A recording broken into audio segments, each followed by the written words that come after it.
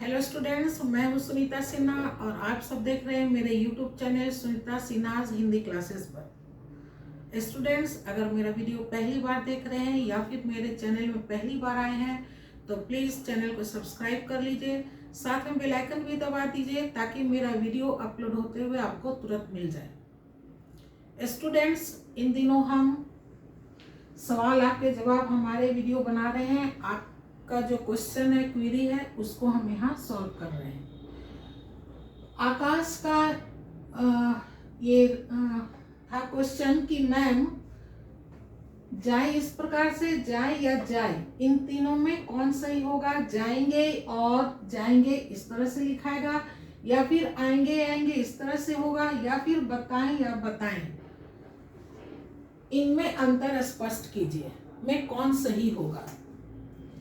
तो स्टूडेंट्स, हम लोग जानते हैं कि हिंदी भाषा कहाँ से आई है? संस्कृत भाषा से।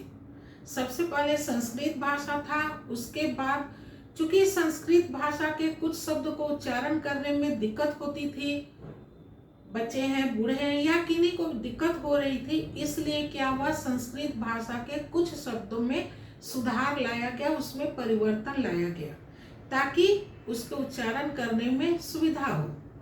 तो सबसे पहले संस्कृत भाषा बना, संस्कृत भाषा से फिर पाली भाषा बना, पाली भाषा के बाद बना प्राकृत भाषा, फिर बना अपभ्रंश और तब बना हिंदी भाषा। यानी ये चार, संस्कृत के बाद बना पाली, पाली के बाद बना प्राकृत, प्राकृत के बाद बना अपभ्रंश और अपभ्रंश के बाद बना हिंदी भाषा।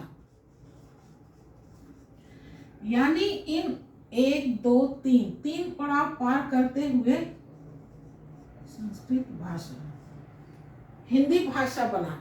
यानी संस्कृत भाषा के कुछ शब्दों में तब्दीली लाते हुए, उसमें बदलाव लाते हुए हिंदी भाषा में एकदम सरल बना दिया गया।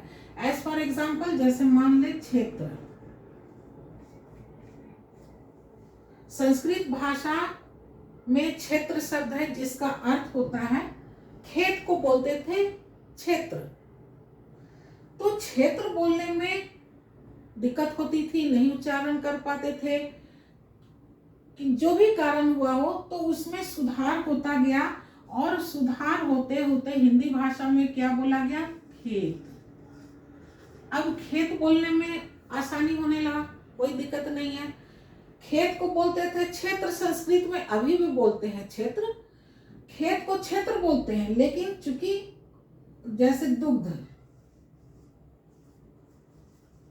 अब दुग्ध बोलने में दूध को दुग्ध बोलते थे संस्कृत में, तो दुग्ध ही उच्चारण होता था।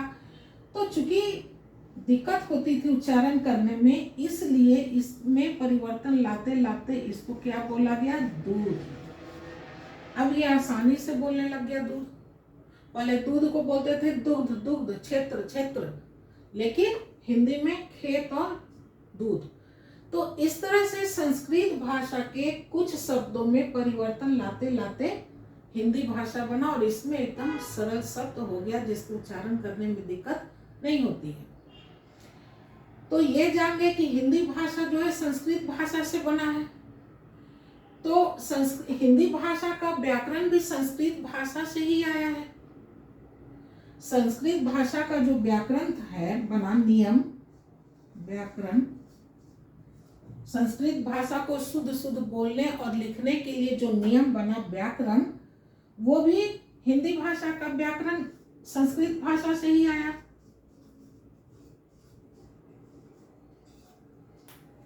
तो जब इसके शब्द में कुछ परिवर्तन लाया गया तो व्याकरण में भी कुछ तब्दीली लाया गया, किसी में अधिक, किसी में कम, है ना। जैसे एग्जाम्पल बता देते हैं, संस्कृत भाषा का, ये संस्कृत भाषा का जो व्याकरण है, इसमें वचन जो है, संस्कृत भाषा के व्याकरण में जो वचन चैप्टर है, वचन जो है वो 3 प्रकार से बताया गया।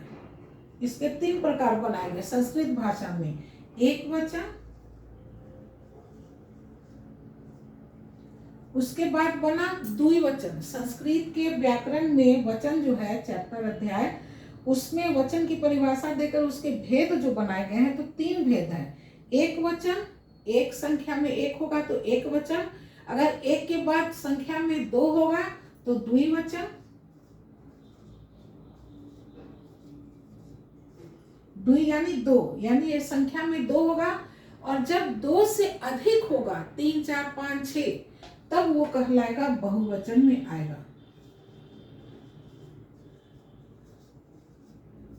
तो इस तरह हम देखते हैं संस्कृत भाषा के व्याकरण में वचन जो है वो 3 प्रकार के हैं, एक वचन, द्विवचन और बहुवचन। हिंदी भाषा का जो व्याकरण है, इसमें जो वचन चैप्टर है, इसमें क्या किया गया, इसके भेद को कम कर दिया गया। 2 ही भेद बताया गया कि वचन के 2 ही भेद हैं, एक वचन यानी संख्या में एक, और एक से जहां 2, 3, 4, एक से जहां अधिक हुआ वो कहलाएगा बहुवचन।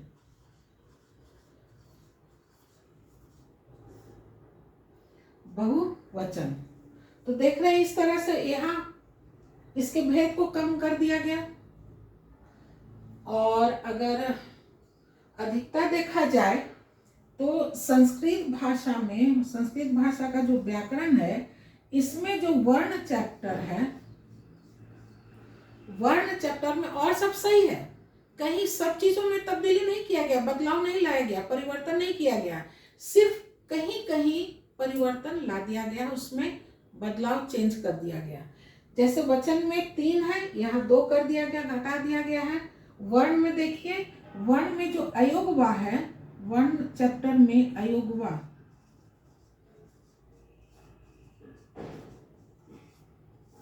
संस्कृत भाषा का व्याकरण में वर्ण चैप्टर में जो अयोगवा है, अयोगवा के अंतर्गत इसमें 2 ही वर्ण रखे गए हैं, अनुनासिक और विसर्ग। संस्कृत भाषा के वर्ण चैप्टर में जब वर्ण चैप्टर बना तो उसमें जो अयोगवाह वर्ण हुए उसमें 2 ही वर्ण रखे गए, अनुनासिक और विसर्ग। अनुनासिक का चिन्ह रखा गया ये, संस्कृत भाषा में इसको अनुनासिक कहेंगे। उच्चारण नाक और मुंह दोनों से होगा, मुंह से उच्चारण होगा, उसके पीछे पीछे साथ साथ नाक से भी ध्वनि निकलेगी, मुंह से ध्वनि निकलेगी, साथ साथ उसके नाक से भी ध्वनि निकलेगा। ये हो गया अनुनासिक। अनु यानी पीछे और नासिक यानी नाक, यानी मुंह से तो बोलना ही है, ध्वनि निकालना ही है, पीछे पीछे उसके साथ साथ नाक से भी ध्वनि निकलेगा। और इसका चिन्ह बनाया गया गोल बिंदु। विसर्ग का चिन्ह है कि एक ऊपर बिंदु रहेगा और एक नीचे, ये शब्द के अंत में या शब्द के बाद ऊपर बिंदु रहेगा और नीचे बिंदु रहेगा। इसका उच्चारण होगा ह, ह के रूप में इसका उच्चारण करेंगे। जैसे प्रातः, ह उच्चारण करें, प्रातः। नमः, नमः। तो इसका उच्चारण, इसका चिन्ह ये है और इसका उच्चारण ह होता है। अब हिंदी के व्याकरण कहा जाता है वर्ण चैप्टर में। हिंदी का जो वर्ण चैप्टर है उसमें जो अयोगवाह वर्ण है, अयोगवाह वर्ण है, इस अयोगवाह वर्ण के अंतर्गत 3 वर्ण रखा गया। अब यहाँ देखिए वर्ण को बढ़ा दिया गया है। यहाँ वचन में भेद जो प्रकार था 2 प्रकार के, उसको घटा दिया गया था, और यहाँ देखिए क्या परिवर्तन लाया गया, बढ़ा दिया गया है। यहाँ हो गया अयोगवाह में अनुस्वार,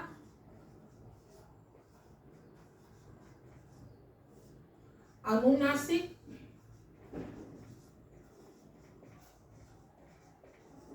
और तीसरा विसर्ग। अब यहाँ एक वर्ण बढ़ा दिया गया हिंदी भाषा में।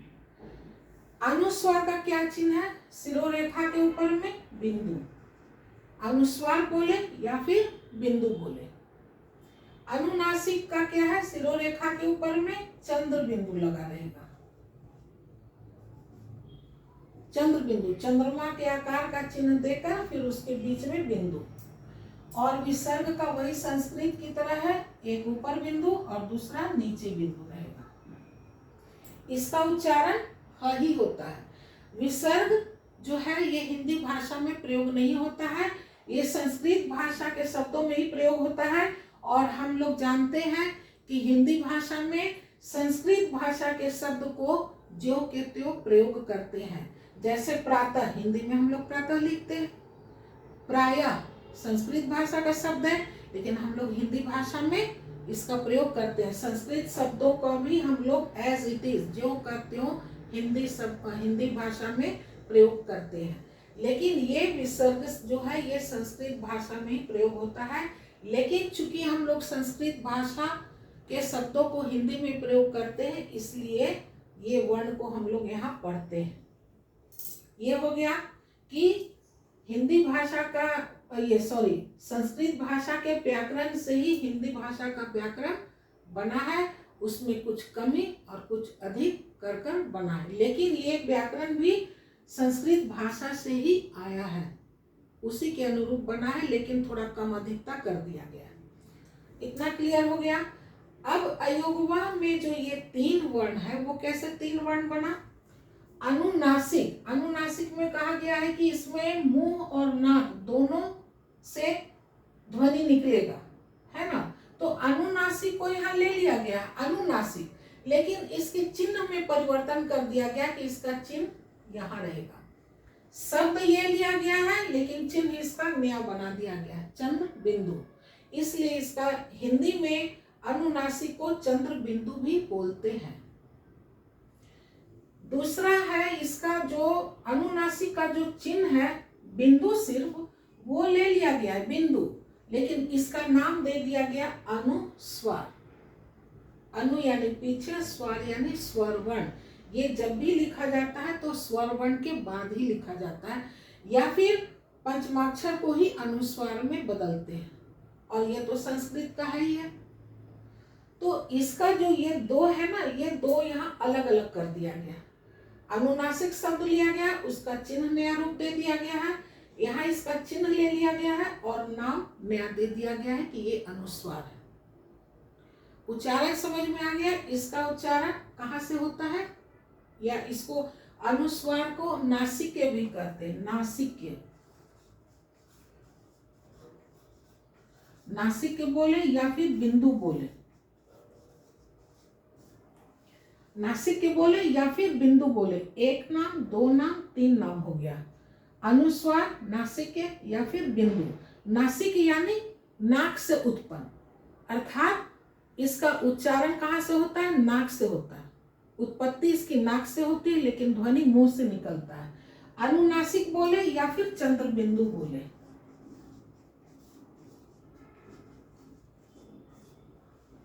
अनुनासिक बोले या चंद्र बिंदु बोले, इसका चिन्ह ये है, इसका अनुस्वार का चिन्ह ये, अनुनासिक का चिन्ह ये।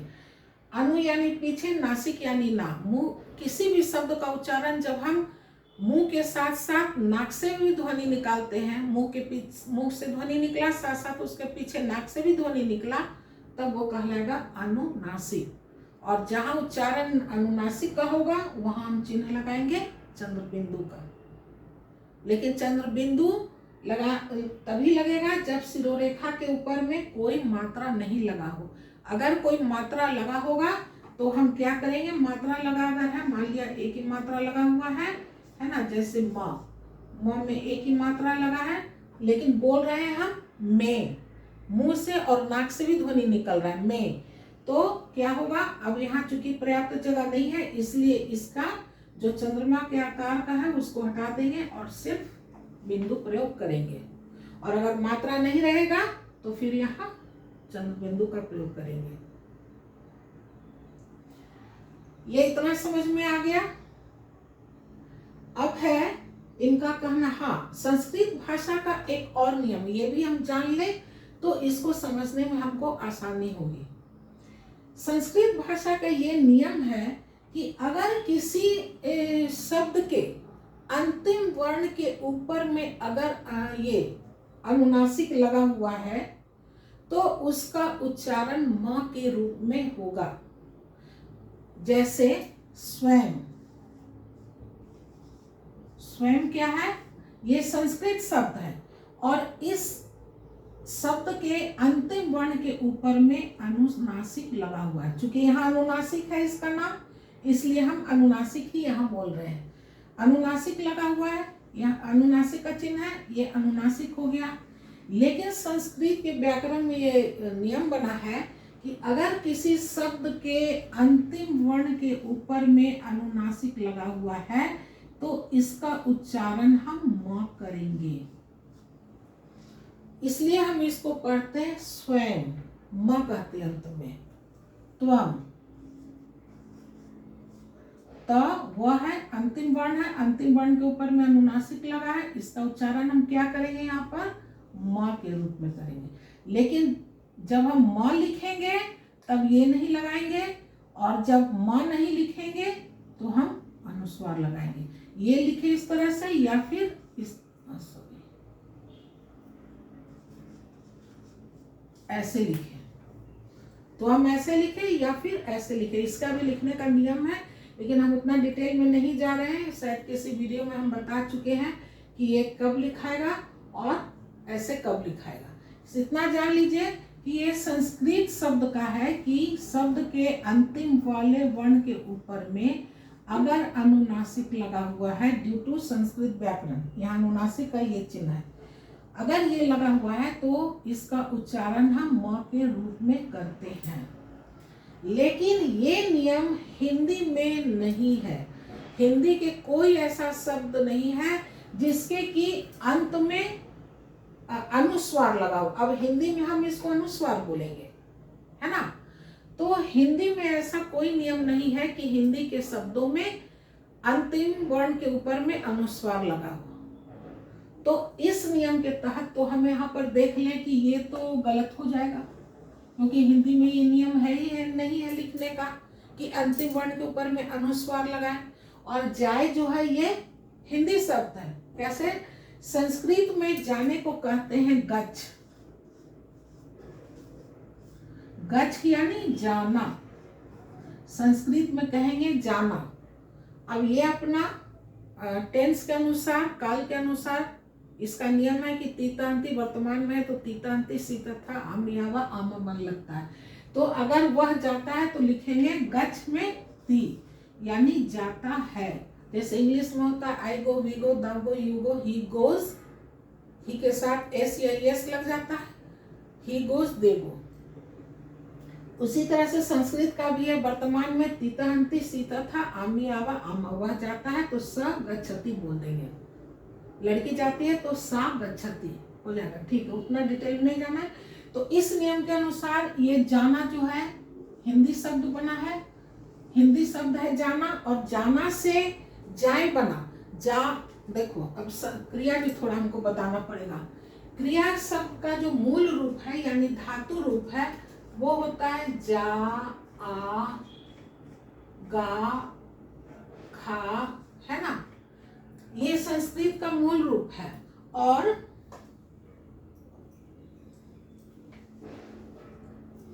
इसमें जब हम ना प्रत्यय जोड़ देते हैं तब ये बन जाता है एक साधारण क्रिया। अब इसमें बन गया जा ना। तो इस प्रकार देखते होंगे आप लोग कि हर क्रिया में ना लगा रहता है। आना, जाना, खाना, पीना, सोना, दौड़ना, हंसना, रोना, जो भी क्रिया शब्द है सबके अंत में ना होता है। मूल धातु में, है ना, मूल रूप या धातु रूप में जब ना प्रत्यय जोड़ देते हैं तब ये एक सामान्य साधारण क्रिया बन गया। अब ये साधारण क्रिया जो है ये परिवर्तित हो जाता है लिंग, वचन और कारक के अनुसार। अब जाना क्रिया अगर हम पुल्लिंग के लिए प्रयोग करेंगे, पुल्लिंग के लिए तो क्या लिखेंगे? जाता, वह जाता है। अगर स्त्रीलिंग में प्रयोग करेंगे तो वह जाती है। अगर एक से अधिक के लिए कर रहे हैं तो कहेंगे वे सब जाते हैं।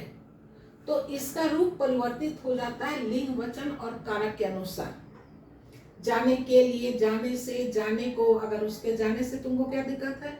जाने से, है ना। जाने के लिए वह रो रहा है, जाने के लिए वह रो रहा है। जाने के लिए कारक का चिन्ह लग गया। तो हम बता रहे थे वही कि क्रिया में, हाँ, क्रिया शब्द हो गया जाना। अपने से बराबर वाले को या छोटे वाले को कहते हैं जाओ, लेकिन अपने से बड़ों को जब बोलते हैं तो थोड़ा रिस्पेक्ट देते हैं, सम्मान देते हैं। अब बड़े को नहीं कहेंगे कि आप जाओ, छोटे को कहेंगे तुम जाओ, लेकिन बड़े को नहीं कहेंगे कि आप जाओ। क्या कहेंगे? आप जाइए या आप जाएं। जाइए हो गया कि इजाजत दे रहे हैं, बड़े को हम इजाजत दे रहे हैं कि ठीक है अब सब कुछ हो गया, अब आप जाइए या आप जा सकते हैं। एक वचन होते हुए भी बहुवचन के रूप में प्रयोग करते हैं। तो जाना शब्द जो है जाओ अपने बराबर या फिर छोटों के लिए, और बड़ों को सम्मान देने के लिए जाइए, और अगर इजाजत दे दिए तो कहते इजाजत लेना होता है तो कहते हैं आप जा सकते हैं या आप जाएं, है ना। तो जाएं तो जाना से बना जाए रिस्पेक्ट देने के लिए, लेकिन हिंदी में ऐसा नियम है नहीं कि शब्द के अंत वाले शब्द के ऊपर में अनुस्वार लगाए। इस नियम के अनुसार तो ये गलत हो गया, ये हम नहीं लिख सकते हैं। अब है जाए, इस तरह से लिखे या फिर जाए। तो किसी भी शब्द को हम उच्चारण 3 प्रकार से करते हैं।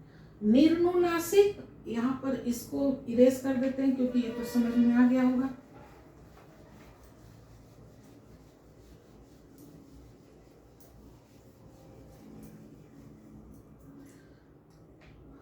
क्या कह रहे थे? हाँ, शब्द को हम 3 तरह से उच्चारण करते हैं। निर, नु, ना, सिक। निर यानी बिना, नासिक यानी नाक। वैसा शब्द जिसका कि उच्चारण हम बिना नाक की सहायता से करते हैं, सिर्फ मुंह से ध्वनि निकाल रहे हैं, नाक का प्रयोग नहीं कर रहे हैं, नाक से ध्वनि नहीं निकाल रहे हैं, वैसे शब्द को कहते हैं निर्नुनासिक। जैसे अंतर, अंतर में फिर ये हो जाएगा, अनुस्वार का हो जाएगा। इसमें और है, कीजिए, इसमें क्या है? स्पष्ट, सिर्फ मुंह से ध्वनि निकल रहा है, स्पष्ट कीजिए, सिर्फ मुंह से ध्वनि निकल रहा है, तो ऐसे शब्द को कहेंगे निर्नुनासिक। दूसरा है अनुस्वार, तो इसका हम बता दिए, अनुस्वार यानी स्वर्ण वर्ण के बाद इसको अनुस्वार को नासिक भी कहते हैं, क्योंकि इसका उत्पत्ति, बोलने का जो शुरुआत करते हैं वो नाक से और मुंह से ही ध्वनि निकालते हैं। जैसे मान ले बिंदु, बिंदु बोल रहे हैं, हाँ, ऐसे लिखे बिंदु या फिर ऐसे लिखे बिंदु, दोनों एक ही है। तो यहाँ क्या है? बिन, ना से ध्वनि निकल रहा है, लेकिन ध्वनि नाक से ही हो रहा है, लेकिन ध्वनि नाक से नहीं निकालकर मुंह से निकाल रहे, बिन दु। तीसरा है अनुनासिक,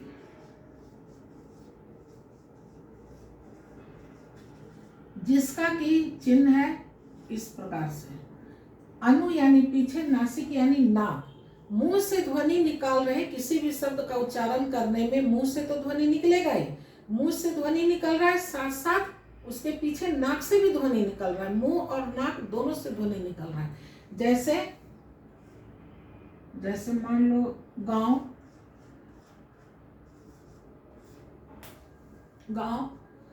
ग में आ, ग मुंह से और नाक से दोनों से ध्वनि निकल रहा है, पहले मुंह से फिर नाक से निकल रहा है, गांव। तो चांद, च, पहले च का ध्वनि निकल रहा है, फिर आ का, दोनों साथ साथ ध्वनि निकल रहा है, चांद। तो ये कहलाता है अनुनासिक। तो हम छोटे को जो बोलते हैं वो तो निर्नुनासिक होता है, आओ जाओ बैठो, है ना। लेकिन जब हम अपने से बड़े को बोलते हैं तो कहते हैं जाइए या जाएं, है ना। बड़े होंगे तो इजाजत लेंगे कि ठीक है अब हम जाएं, सब कुछ हो गया अब हम जाएं, यानी वो पूछ रहे हैं, इजाजत ले रहे हैं कि अब तो कोई काम नहीं, हम जाएं। तो जाएं, ए के साथ नाक से भी ध्वनि निकल रहा है, मुंह के साथ साथ नाक से भी, तब वहां हम क्या लगाएंगे? चंद्र बिंदु जाए, तो ये शब्द सही हो गया। जाए नहीं होगा, जब ये सही हो गया तो फिर ये भी गलत हो गया और ये भी गलत है, क्योंकि ये तो नियम है ही नहीं हिंदी में कि किसी भी शब्द के अंतिम वाले वर्ण के ऊपर में अनुस्वार लगे। क्यों नहीं लगे, सोचिए जरा, क्यों नहीं लगेगा? इसलिए कि ये जो अनुस्वार है हम लोग लगाते हैं वो पंचमाक्षर का ही रूप होता है। पंचमाक्षर नहीं लिख कर हम लोग अनुस्वार का प्रयोग करते हैं। जैसे अभी यहाँ पर बिंदु, अब यहाँ जो हम अनुस्वार लगाए न के, जब पंचमाक्षर त थ द ध न, ये पंचमाक्षर है ना, और ये जब अपने ही वर्ग के पहले आता है तब ये क्या परिवर्तित हो जाता है अनुस्वार में। और जब हम अगर किसी भी वर्ण के बात करेंगे तो कैसे इसको हम लिखेंगे? आधा तो लिखेंगे नहीं लास्ट में, है ना। संस्कृत में चलता है जैसे स्वयं, ये अनुनासिक उसका नहीं लगा के आधा मां स्वर रहित वर्ण लिख देंगे, लेकिन ऐसा हिंदी में नहीं है कि लास्ट में स्वर रहित वर्ण लिखा है, इसलिए ये नियम नहीं है। और इस नियम के तहत ये शब्द गलत हो गया और ये भी गलत हो गया। जाए बड़े को बोल रहे हैं, आदर सत्कार से बड़े बोल रहे हैं, इसलिए जाए, है ना। या फिर ये जो ए है, अगर हम इसको ए नहीं लिखकर इस तरह से लिखे तब यहाँ चंद्र बिंदु नहीं लग कर क्या बन जाएगा? जाए अनुस्वार में। क्यों? क्योंकि मात्रा लगा हुआ है तो उतना जगह नहीं है कि चंद्र बिंदु लगे, तो उसका चंद्रमा के आकार को हटा के सिर्फ बिंदु लगा देता है, जाए। तो ये क्लियर हो गया। अब आते हैं, उसी तरह से ये भी है, जाएंगे, जाएंगे ऐसे लिखाएगा या फिर जाएंगे। अब आप लोग बताइए कि इन दोनों में कौन सा सही होगा? जैसे जाए हैं तो उस तरह से जाएंगे भी हो जाएगा, यही सही है। ये क्या होगा? ऐसे नहीं लिखाएगा, जब होगा तो चंद्र बिंदु लगेगा, जाएंगे। अगर ए लिखे हुए हैं तो अनुस्वार नहीं लगेगा, अगर चंद्र बिंदु लगाए हैं तो फिर उसी तरह से ए में ऐसे लगेगा। तीसरा है, अब कहेगा कि ए लगाएंगे, लेकिन शुद्ध रूप यही है, जाएंगे, गाएंगे, रोएंगे। अगर इसका भी उच्चारण ये है और इसका भी उच्चारण ये है, किसी भी वर्ण के ऊपर में जब हम ये लगा देते हैं तो ये बन जाता है, क्योंकि इसका मात्रा जो है ये है। तो अगर हम शिरोरेखा के ऊपर में कोई मात्रा नहीं है तब तो हम ये लगाएंगे, और अगर शिरोरेखा के ऊपर में मात्रा है तो बिंदु लगा देंगे। ये जो ए है इसका मात्रा क्या है? ये है। या में अगर ये लिख देते हैं तो ये शॉर्ट रूप ये हो गया, और दो वर्ण अगर करेंगे तो ये बन जाएगा ये। इसका भी वीडियो बनाया है, देख लीजिएगा, मिल जाएगा आप लोगों को। उसी तरह से आएंगे या आएंगे, कौन सही होगा? ये सही हो जाएगा, ये गलत हो जाएगा। अगर आएंगे ऐसे लिखना होगा तो हमको फिर ये जो ए है इसको य में ए लगाना पड़ेगा, और तब चंद्र बिंदु नहीं लगेगा, बिंदु लग जाएगा, और ये चाहे तो ऐसे लिखे या फिर आएंगे ऐसे लिखाएगा, इस पे अनुस्वार नहीं लगेगा। उसी प्रकार से बताए, ये तो फिर लास्ट के अंत में है, तो ये तो हिंदी के नियम में है ही नहीं, इसलिए ये गलत और ये सही।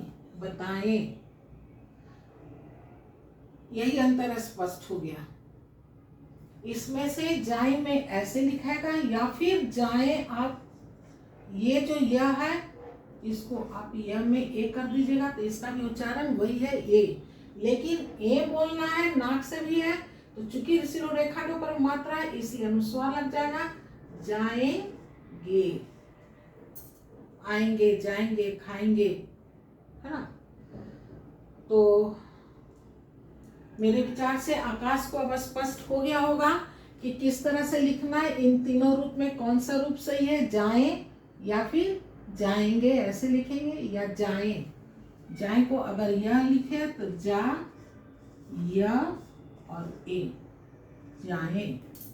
अगर हम वर्ण विच्छेद करके देखें कहें कि क्यों ऐसे लिखेंगे, तब दोनों में कौन सही होगा, ये या ये, तो दोनों सही है, वो शॉर्ट फॉर्म में होगा। अगर इसका हम वर्ण विच्छेद करें तो क्या होगा, ज में आ, फिर य, उसमें कौन सा मात्रा लगा है, ए हो गया, और फिर है अनुस्वार। और इस तरह में जाए में ज,